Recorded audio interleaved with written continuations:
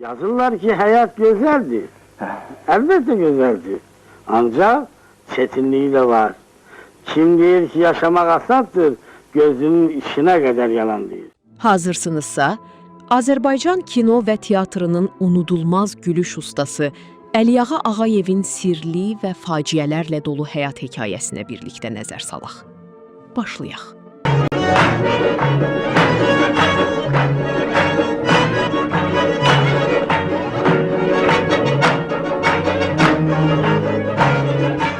Azərbaycan kino və teatr sənətinin unudulmaz simalarından biri olan Əliyağa Ağayev təkcə böyük gülüş ustası kimi deyil, həm də xeyirxahlığı və sadəliyi ilə insanların qəlbində xüsusi yer qazanmışdı. Onu sevənlər aktyora hörmətlə Əliyağa əmi deyirdilər. O, 1913-cü il martın 22-sində Bakı şəhərində dünyaya gəlib. Ailədə 3 qardaş olublar. Lakin uşaqlıq illəri onun üçün çox ağır keçib. Cəmi 2 yaşı olarkən anasını itirən Əliyağa, 1918-ci ilin qanlı mart hadisələri zamanı isə atasını da itirərək erkən yaşlarında yetim qalır. Həyatın çətinlikləri onu uşaqlıqdan işləməyə məcbur edir. 1930-cu ildə 7 illik məktəbi yarımçıq qoyaraq gəmi təmiri zavodunda çilingər kimi çalışmağa başlayır. Məhz burada sənətə olan marağı yaranır və zavodun dram dərnəyinə qoşulur. Onun fitri istedadı qısa zamanda diqqət çəkir. 1936-cı ildə SSR xalq artisti Mirzəağa Əliyevin dəstəyi ilə Gənc Tamaşaçılar Teatrına qəbul olunur. Əliyağa Ağayev düz 25 il həmin teatrın səhnəsində bir-birindən maraqlı və yadda qalan obrazlar yaradır. Xeyr, birinci dəfə görürəm onu. Yox, sizindir. Allah haqqı mənimki deyil. Mən heç onu tanımıram. Mənimki olsaydı gələrdi yanıma da. İndüstriyada da toğucu kimi bir şeydir. Sahibin görən kimi gəlir yanına. Bu iş mənim üzümə də baxmaq. 1961-ci ildə isə aktyor fəaliyyətini Azərbaycan Dram Teatrında davam etdirir və burada da uzun illər tamaşaçıların sevgisini qazanır. Onun yaratdığı obrazlar həm komikliyi, həm də təbiiliyi ilə seçilirdi. Tamaşaçılar Əliyağa Ağayevi səhnədə görəndə gülüş və sevincin gələcəyini əvvəlcədən bilirdilər. Aktyorun həyat yoldaşı Cəvahir İskəndərova da tanınmış aktrisalardan biri olub. Onlar bir çox tamaşalarda tərəf müqabili kimi çıxış ediblər.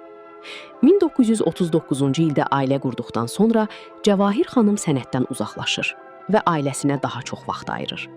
Cütlüyün Vaqif və Gülçin adlı övladları dünyaya gəlir. Maraqlıdır ki, Əliyağa Ağayev övladlarının incəsənət sahəsinə gəlməsini istəmirdi. Oğlu Vaqifin İncəsənət İnstitutunun rejissorluq fakültəsinə daxil olması uzun müddət atasından gizli saxlanılır. Məni saldanladın? Yox, yoldaşımızdır, kömək eləməliyik də. Bu nə pomidordur, vay, bunu xəşin içim ki. Yenirsən, xırda doğra, xırda. Başımı çək oyana, görürsən ki pul sayıram. Pəncərəni açıq qoymaq ixtiyarım yoxdur. Yoxdur.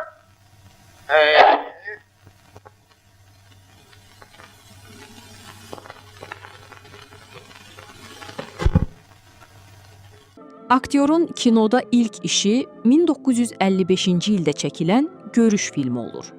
Filmdə çaya yıxıldığı səhnənin çəkilişi zamanı başını dəmirə vuraraq ciddi zədə alır. Səhnə soyuq payız günlərində çəkildiyi üçün aktyor ağır xəstələnir. Hətta həmin filmdə onun kiçik qızı Gülçin də epizodik rolda çəkilmişdi. Bu nə pilodur? Yar getir. Pilov pişirmək də bilmirsən. Beğenmirdim, özüm pişireydim.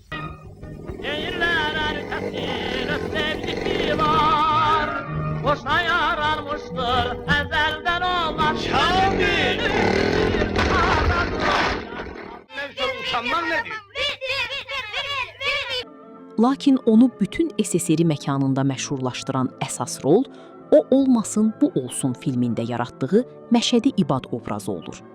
Bu obrazın daha təbii görünməsi üçün aktyor saçlarını tamamilə qırxdırır. Film ekranlara çıxandan sonra Əliyağa Ağayev böyük şöhrət qazanır və ona mənzil də hədiyyə edilir. Bir müddət sonra aktyora SSR xalq artisti adı vermək istəyirlər. Amma bunun üçün Kommunist Partiyasına üzv olması tələb olunurdu. Əliyağa Ağayev isə prinsipial mövqe göstərərək partiyaya daxil olmaqdan imtina edir. Məhz buna görə də o SSR xalq artisti adını ala bilmir. Zəhirmar. Görünür zalim oğlu dəllək hənəni pis yaxıb. Və dur. Belə qoysam. Vay, vay, vay, vay. Onda da şamaxıl otsun oxşayaram. Aktyorun yaradıcılığı olduqca zəngin idi. Əhməd haradadır, bizim Cəbiş müəllim, Dəli Kür, Kazbek qutusu, Şərikli çörək, Sehirli xalat, Qanun naminə, Evlənmək istəyirəm və Evləri köndələn yar kimi filmlərdə yaratdığı obrazlar bugün də sevə-sevə izlənilir. Onun son filmi Evlənmək istəyirəm olur. Filmin çəkilişləri zamanı aktyor infarkt keçirir. Həmin günlərdə sənətkarın 70 illik yubileyinə hazırlıq görülürdü. O isə zarafatla, mənim yubileyim olacaq, elə filmi də yubileydə göstərərlər, deyirdi.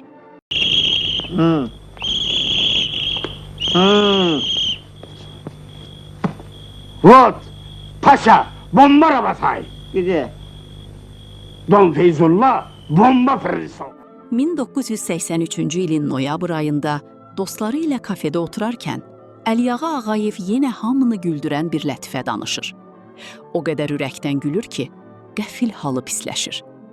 Əvvəlcə dostları bunu zarafat hesab edirlər. Lakin böyük sənətkar elə oradaca dünyasını dəyişir. Beləliklə, Azərbaycan xalqı özünün ən böyük gülüş ustalarından birini itirir. Təəssüf ki, aktyora son filmi olan Evlənmək istəyirəmin premyerasını görmək qismət olmur. Filmin təqdimatı aktyorun 40 mərasimindən sonra keçirilir. Əliyağa Ağayev Yasamal qəbristanlığında dəfn olunub. Onun yaratdığı obrazlar, insanlara bəxş etdiyi gülüş və sənətə verdiyi töhfələr isə bugün də yaşayır.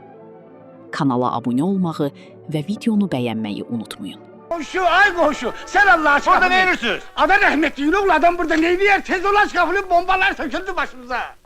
Anas, ay kız, hara gittin? Şu üstümü ıslatmıştın. Mənə bax, bizim uşağı görməmsən ki. Ne uşağı? Mənim uşağımı deyirəm də. Uşağın olur be ya. Qadam ağzı var, doğan vaxtımdır. Tanıyan deyirəm də. Tanıyam, ben. Amma ne dəbili.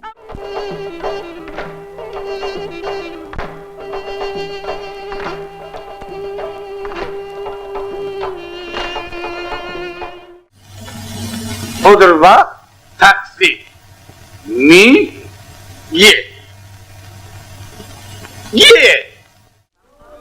Gripki. Yani ayakta göbelek.